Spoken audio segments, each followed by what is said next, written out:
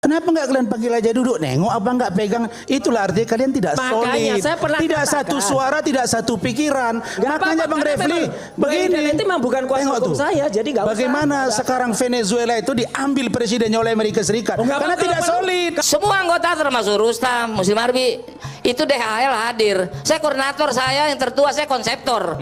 Tunggal konseptor saya. Apapun kegiatan DPUA, silakan bantah. Ya, kalau soal itu benar. Tapi makanya akhlak itu penting. Jauh lebih tinggi daripada konseptor, akhlak itu. Nah, makanya saya tanyakan kenapa saya nggak diberikan saat itu bicara.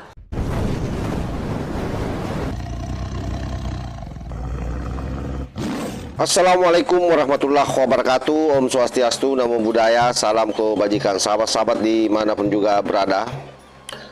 Ada satu momen yang bikin satu barisan tiba-tiba sunyi senyap, sahabat ya. Dan ini bukan karena mereka kehabisan argumen, karena mereka ini adalah orang-orang yang lihai membangun narasi sekalipun itu dibaluri dengan kebohongan. Tetapi kali ini mereka ketahuan isi kepalanya memang benar-benar kosong. Dimana saat damai hari Lubis itu mulai membongkar hal-hal yang selama ini ditutup rapat.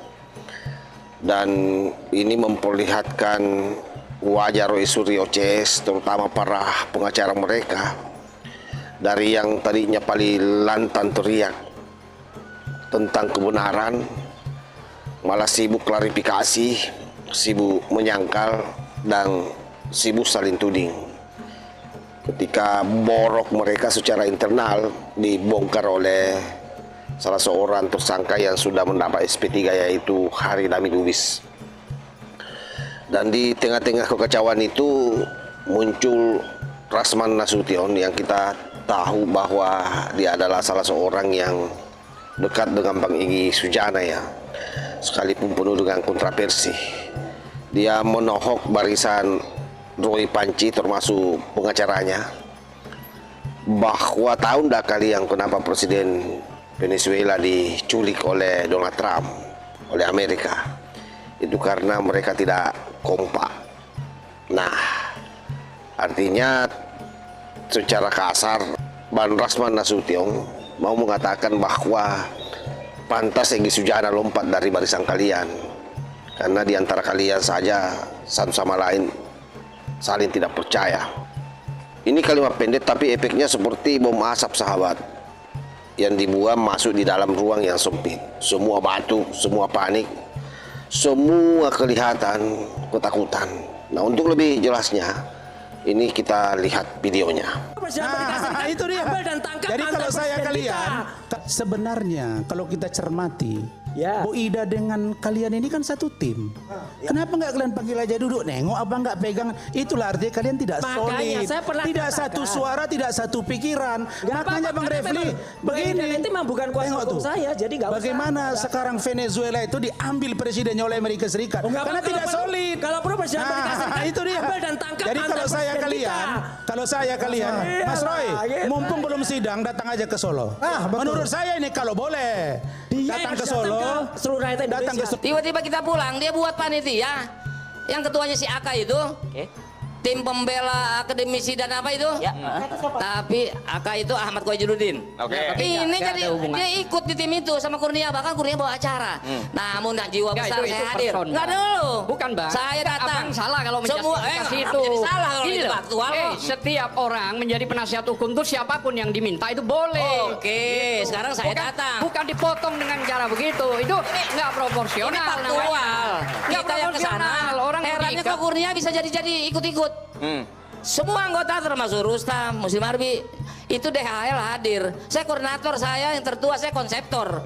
Tunggal konseptor saya. Apapun kegiatan DPUA, silakan bantah. Ya, kalau soal itu benar. Tapi makanya akhlak itu penting. Jauh lebih tinggi daripada konseptor, akhlak itu. Nah, makanya saya tanyakan kenapa saya nggak diberikan saat itu bicara. Padahal saya. Siapa itu maksudnya? Saya. Kenapa? Sama siapa? Apa? Sama siapa tidak diberi berbicara? Pak Ajam justru memperjuangkan saya bicara, betul? Ya. Nah, yang nggak ngasih Aka, Kurnia izin. Aka begini, ini kata Kurnia. Maksud saya kita jadi dengar cerita yang dibalik ini. Kita harus cerita kan dong. Terus Pak Ajam ini memperjuangkan persoalannya bukan itu. Ya, ini persoalannya Egy balik badan. Itulah yang jangan. mari kita luruskan sahabat ya. Ada satu hal yang penting saya kira, bahwa retaknya kubu Roy Suryo ini yang harus dibol secara besar, ini bukan karena Jokowi, apalagi karena penyidik, tapi karena ulah mereka sendiri. Artinya dalam sosiologi konflik, Lewis Koser itu menjelaskan bahwa yang namanya konflik, yang paling berbahaya itu bukan konflik dengan lawan, tetapi konflik secara internal dengan kawan. Karena menghancurkan kepercayaan dari dalam sahabat. Dan itu yang kita lihat hari ini. Saat DHL atau Damai Hari Lubis yang merupakan teman mereka satu tim, artinya bukan musuh dari luar, tetapi kemudian rahasia barisan dari dalam dia bongkar. Nah, begitu rahasia keluar, yang terjadi kan bukan perlawanan, tapi kepanikan kolektif dan berupaya pasti mengklarifikasi secair mungkin. Tapi apapun itu, publik sudah membaca bahwa mereka memang saudari dulu itu retak dari internalnya. Jadi wajar kalau Asam Khan, pengacara Roy Panci, ketakutan. Karena narasi yang selama ini mereka jual itu ternyata rapuh. Selama ini kan mereka berdiri di atas satu fondasi. Kami disolimi, kami adalah korban. Nah, masalahnya ketika satu persatu tokoh kunci seperti Egy Sujana sudah keluar, lalu kemudian bersama Damai Hari Lubis, dan bahkan Damai Hari Lubis membuka sesuatu yang tidak seharusnya dibongkar ke publik, artinya narasi sebagai korban itu sesungguhnya sudah runtuh dari dalam. Dan psikolog Leon Postinger menyebut ini sebagai cognitive dissonance. Ada kondisi di saat seseorang menerima fakta yang bertentangan dengan keyakinannya sendiri sahabat. Hasilnya apa? Itulah yang terjadi hari ini. Nada bicara naik, emosi meledak, logika ditinggal. Apalagi kalau kita melihat bagaimana Kosinudin bicara ya, betul-betul meledak-ledak. Makanya kita melihat mereka, terutama sekali lagi para pengacaranya, itu ngamuk-ngamuk itu. Roy Suryo tampak semakin emosional, tuduhannya makin ngawur. Dokter Tipa semakin halusinasi. Bayangkan halusinasinya Dokter Tipa kalau dia mau mengobati Pak Jokowi. Dan itu seolah-olah ingin menolong Pak Jokowi. Padahal sebenarnya kan itu adalah bahasa sarkas yang menghina sebenarnya Pak Jokowi. Oleh karena itu, apa yang disampaikan oleh Bang Rasman Nasution, saya kira beliau ini tidak sedang membela siapa-siapa ya. Dia cuma menyampaikan realitas yang sesungguhnya memang ini sangat pahit, terutama bagi kubu Roy Panci CS.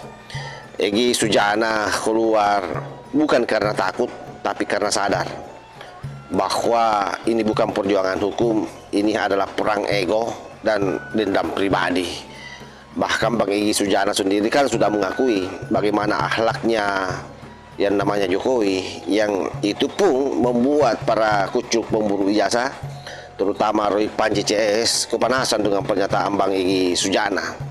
Artinya dalam ilmu hukum pidana, kata Prof. Muladi almarhum, hukum runtuh bukan karena kekuasaan, tapi karena diperalat untuk kepentingan non-yuridis. Dan itulah yang Bang Egy baca mungkin ya. Akhirnya dia lompat sebelum tenggelam. Yang lain masih sibuk menambal kapal bocor sambil teriak, kita benar, kita benar. Kasihan memang mereka sahabat. Di hari ini sahabat, kita belajar satu hal yang penting, bahwa musuh terbesar sebuah kelompok bukan lawan di luar, tapi kebohongan yang dipelihara dari dalam. Dan Damai Hari Lubis bicara, akhirnya barisan ini retak. Dan ketika Bang Egy Sujana juga lompat, maka topeng mereka jatuh satu persatu. Bang Rasman Nasution tentu tidak tinggal diam. Dan disinilah sudah mulai ketahuan arahnya kemana.